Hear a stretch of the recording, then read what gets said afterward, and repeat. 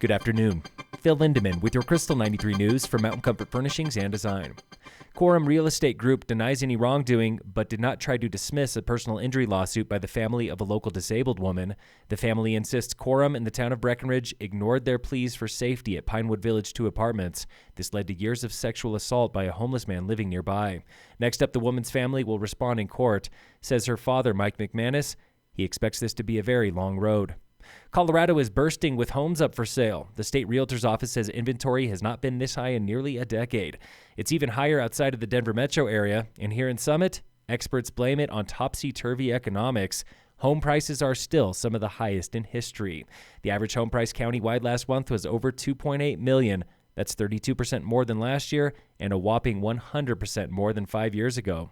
September was slower than usual at Mountain Town lodges and rentals. Analytics from Destametrics blames it on rising rates.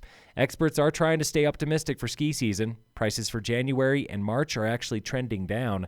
But warm weather and election nerves sent pre-bookings off a cliff in September. They were down 16% for December, down 31% for February. Our election coverage continues with commissioner candidates for District 1 serving Breckenridge.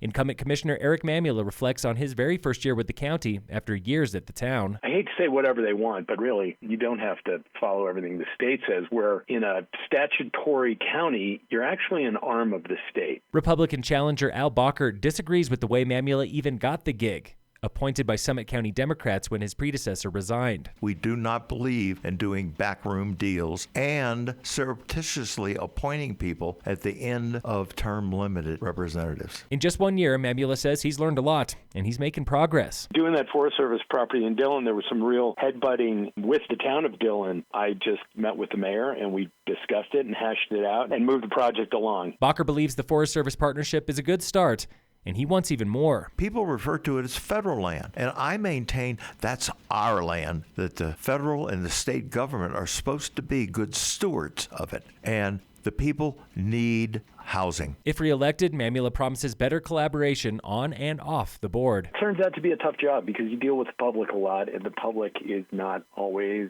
satisfied or happy. Honestly, it's a matter of just explaining things, and then people have a better understanding. Bacher hopes to join the board and dismantle party politics. We're bifurcated. We're divided, and there's not enough bipartisanship across the aisle. Come back tomorrow for one last day of election interviews. Local fire danger remains very high today with Stage 1 fire restrictions here in Summit. No campfires outside of metal rings or registered backyard fire pits. In sports, the Broncos, they're playing the Saints tonight at 6:15.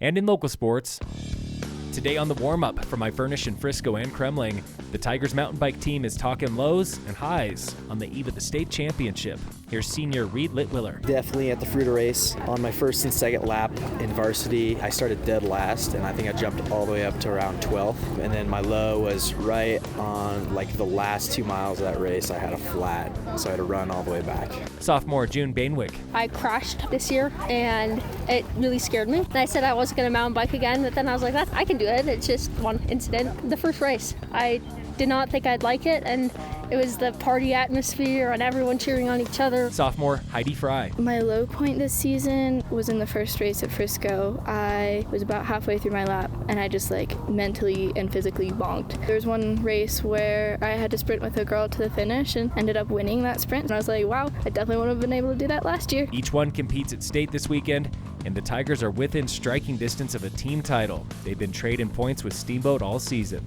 This is the warm-up with high school athletes. In other preps, Lady Tigers volleyball, they're on the road today for Glenwood Springs.